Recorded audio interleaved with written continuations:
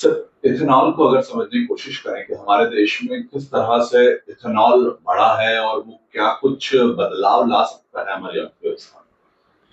देखिए, जब हम बायोफ्यूल और सस्टेनेबिलिटी की बात करते हैं तो इथेनॉल का एक बहुत बड़ा रोल है, क्योंकि अभी तक जितनी हमारी फ्यूल रिक्वायरमेंट है वो हम आयातित क्रूड ऑयल से या रिफाइंड पेट्रोलियम ऑयल से पूरी करते हैं।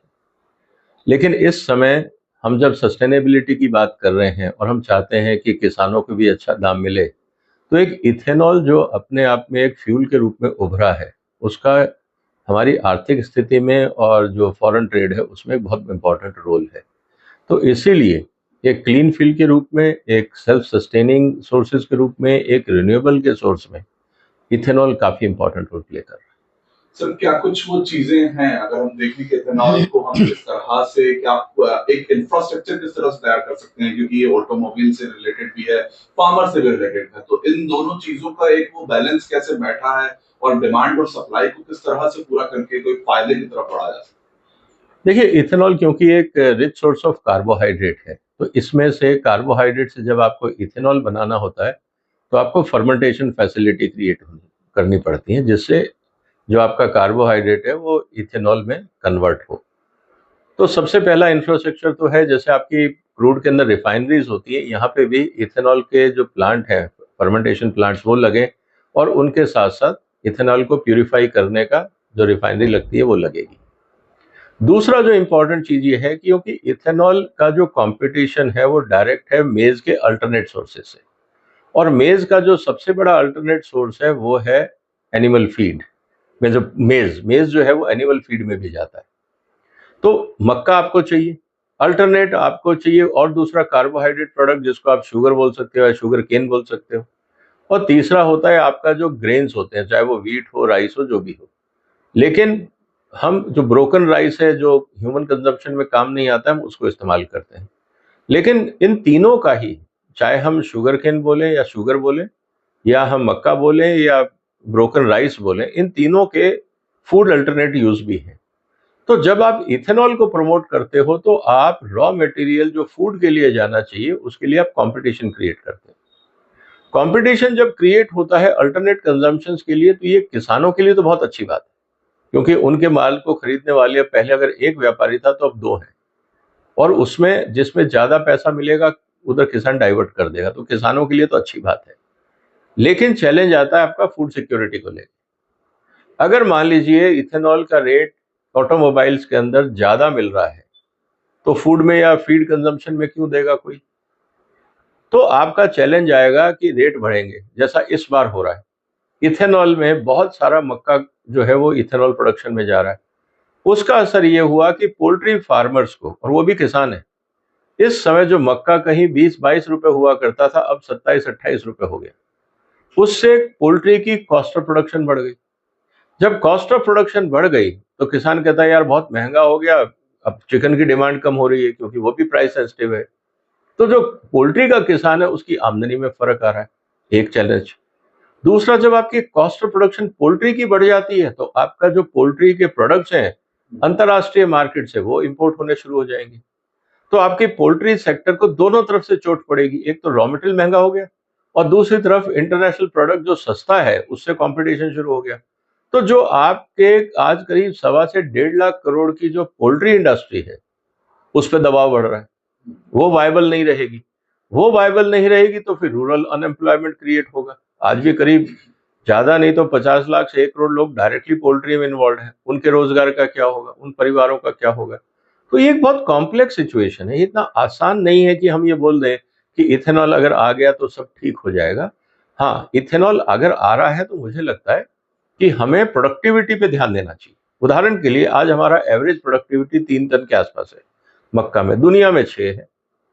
तो कम से कम जहां जहां पे भी हम इथेनॉल प्रमोट कर रहे हैं उसके रॉ मटेरियल का प्रोडक्शन बढ़ाना चाहिए, ताकि जो सरप्लस हो वो आप इथेनॉल पे ले लो, और जो एक्चुअल फीड यूज में है या फूड यूज में वो जाता रहे। तो दोनों को फायदा हो गया। किसान की आमदनी बढ़ गई क्योंकि प्रोडक्शन बढ़ गया, तो जो वहां पे वो 2 टन के लिए पैसा इकट्ठा करता था वो 4 या 6 टन का पैसा इकट्ठा कर रहा है। तो किसान की हालत सुधरी। हमारे को इथेनॉल मिला जिससे ओवरऑल कंट्री का जो इम्पोर्ट डिपेंडेंसी है फ्यूल की वो कम हो जाएगी, और साथ ही साथ महंगाई नहीं बढ़ेगी।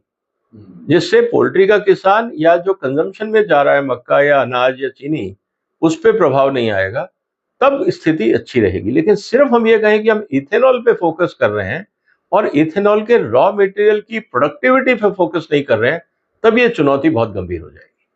सर, अगर हम बात करें इथेनॉल के यूज को लेकर कि ऑटोमोबाइल में बहुत बात आती है, बहुत सी ऐसी कंपनीज हैं जो आजकल नई नई गाड़ियां लॉन्च कर रही हैं कि हम भी फ्लेक्सी फ्यूल हो या फिर हम 100% इथेनॉल पे होंगे। ये किस तरह का इंफ्रास्ट्रक्चर है और कितना फायदेमंद है ये जो क्रिएट करने का? देखिए, जहां तक बात है ब्लेंडिंग की, तो मुझे नहीं लगता उसमें बहुत ज्यादा कोई चुनौती है, क्योंकि हमारे यहाँ पे 3 या 4 ही बड़ी मार्केटिंग कंपनीज हैं और सारी की सारी पब्लिक सेक्टर यूनिट है। इथेनॉल भी लिक्विड है और जिसमें इनको मिक्स करना है पेट्रोल में, वो भी लिक्विड है। और इथेनॉल को पेट्रोल में मिक्स करने के लिए आपको कोई नई टेक्नोलॉजी नहीं चाहिए, आपको सिर्फ उसी टैंक के अंदर या उसी जहाँ पे आपने टैंक यार्ड बनाया हुआ है, वहां पे अगर मान लीजिए 10 के अंदर 10 पेट्रोल टैंक हैं आपके पास बड़े, तो आपने 2 बड़े उसी साइज के इथेनॉल टैंक बना लिए। अब आपको एक और टैंक चाहिए 11वां, जिसमें आप क्या करें कि उसमें एक तरफ से 80% पेट्रोल लाएं, 20% इथेनॉल लाएं और मिक्स कर दें और ट्रक्स में भर के भेज दें। वहां कोई चैलेंज नहीं। दूसरा चैलेंज है कि जो हमारे यहाँ पे इस समय फोकस हो रहा है, वो फोकस हो रहा है पूरे प्रोसेस को लेके कि जो व्हीकल्स हैं, फिलिंग स्टेशन है, उनमें भी कोई चैलेंज नहीं है, सेम फिलिंग स्टेशन काम आ जाएंगे। सिर्फ जो इंजन्स हैं उनको देखना है और वो ऑटोमोबाइल कंपनीज का काम है। अगर जैसे आज सीएनजी की हम बात कर रहे हैं, एक समय सीएनजी था तो लोग बाहर से किट लगवाते थे, आज कंपनियां किट लगा के दे रही हैं। ऐसा ही होगा आने वाले दिनों में कि जो कंपनियां हैं वो आपको, जैसे आज 4 ऑप्शन या 5 ऑप्शन आ रहे हैं, छठा ऑप्शन हो जाएगा कि भाई आपको डीजल की कार चाहिए, पेट्रोल चाहिए, आपको कॉम्बिनेशन चाहिए पेट्रोल और सीएनजी, या पेट्रोल और ईवी। अब एक नया कॉम्बिनेशन आ जाएगा, आपको फ्लेक्सी इंजन चाहिए तो वो बता दो। तो जैसे जैसे आप कंसंट्रेशन बढ़ाएंगे, ऑटोमोबाइल कंपनीज को सिर्फ इंजन बदलना है, बाकी ड्राइव चेन तो सब सेम है और कुछ बदलना ही नहीं। सिर्फ आपको वो इंजन अंदर डालना है जो फ्लेक्सी फ्यूल से चल सके या ब्लेंडेड फ्यूल से चल सके, और वो काम कंपनियों का है। तो मुझे नहीं लगता वहां भी कोई चैलेंज है। तो ये कोई बहुत बड़ा इशू नहीं है। हाँ, टाइम लैग है, जैसे ईवीज ले रही है टाइम, उनको चार्जिंग पॉइंट चाहिए। इथेनॉल बेस्ड कारों को मेरे को नहीं लगता कोई चार्जिंग मतलब उनके लिए कोई नया आपको पेट्रोल पंप बनाना है, कुछ नहीं। आपके पास 10 पंप हैं, उसकी एक टैंक में आपको फ्लेक्सी ऑयल डालना है, जैसे आप आज भी जाते हैं कि भाई ऑक्टेन ग्रेड और नॉर्मल या पावर फ्यूल या नॉर्मल फ्यूल, आज भी आपके 2 हैं, एक तीसरा लग जाएगा, उसमें कोई बड़ी बात। अब किस तरह से क्या प्रभाव डालेगा अगर इस इंफ्रास्ट्रक्चर तैयार होता है, ऑप्शंस आने लगते हैं हमारे पास, गाड़ियां इस तरह से मैन्युफैक्चर समय के साथ होने लगती हैं, तो सब क्या वो चेंज एक हमें देखने को मिलेगा एनवायरनमेंट को लेकर और वैसे फाइनेंशियली चीजों को लेकर? क्या देखिए, सबसे पहले तो उसका फायदा होगा, आपका इंपोर्ट कम होगा। अगर आपका, मान लीजिए मैं कह रहा हूँ कि हाँ, अगर पेट्रोल की कंजम्पशन लगातार बढ़ती रही तो जो प्रोपोर्शनेटली, मान लीजिए आज आप रोज 1 मिलियन बैरल इंपोर्ट कर रहे हैं या 10 मिलियन कर रहे हैं, और आपको हर साल 1-1 मिलियन एक्स्ट्रा इंपोर्ट करना है to meet the growing demand, उसकी जगह आप 1 मिलियन गैलन जो है आपका इथेनॉल मिला दिया आपने, तो वह जो एडिशनल इंपोर्ट है वो रुक जाएगा। तो जितना आप इंपोर्ट कर रहे हैं आप उसी को करते रहिए, और जो ग्रोइंग डिमांड है उसको आप इथेनॉल से पूरा कर लीजिए।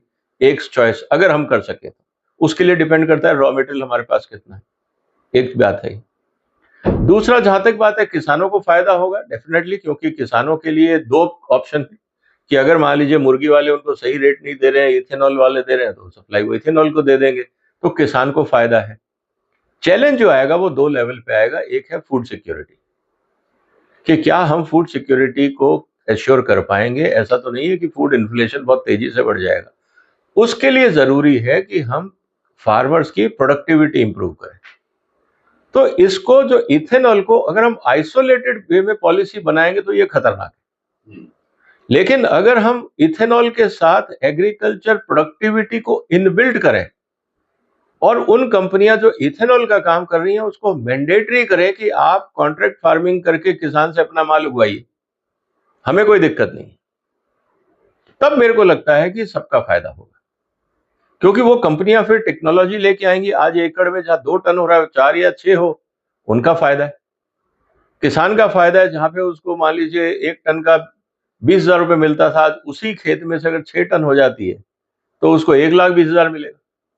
तो किसान का फायदा, खर्चा उतना नहीं होगा, खर्चा तो प्रोपोर्शनेटली कितना होगा, अगर 25,000 है तो 30-40,000 हो जाएगा, लेकिन इनकम उसकी बढ़ के 50 से 1 लाख हो जाएगी। ये फायदा किसान का होगा। लेकिन इस पूरे इकोसिस्टम को प्लान करने के लिए होलिस्टिक व्यू चाहिए। सिर्फ माइक्रो व्यू लेके या टनल विजन लेके अगर हम करें कि नहीं हमारा फोकस ओनली इथेनॉल है, तो मुझे नहीं लगता कि ये एजेंडा सक्सेसफुल हो पाएगा। इसमें बहुत कंट्रोवर्सीज खड़ी हुई। थैंक्स।